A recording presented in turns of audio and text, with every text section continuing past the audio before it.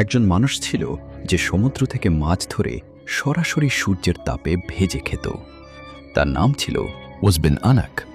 বলা হয় সে এতটাই লম্বা ছিল যে তার মাথা মেঘের উপরে চলে যেত। বলতে পারেন বুর্জ খলিফার চেয়েও ৩ গুণ বেশি লম্বা। দাবি করা হয় যে হজরত নূহ আলাইহিসসালামের সময় তুফানের পানিও তার হাঁটু পর্যন্তই পৌঁছেছিল। সে ডুবেনি। সে ৩,০০০ বছর বেঁচে ছিল।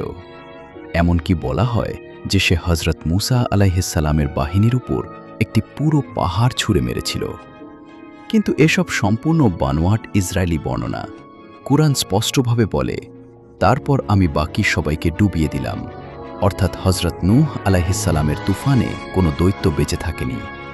আর উচ্চতার বিষয়ে হজরত মুহাম্মদ সাল্লাল্লাহু আলাইহি ওয়াসাল্লাম বলেছেন, সবচেয়ে লম্বা মানুষ ছিলেন হজরত আদম আলাইহিসসালাম, যার উচ্চতা ছিল ৬০ হাত। তারপর থেকে মানুষের উচ্চতা ক্রমশ কমতে থাকে। সত্য কেবল তাই যা আল্লাহ ও তার রাসূল বলেছেন।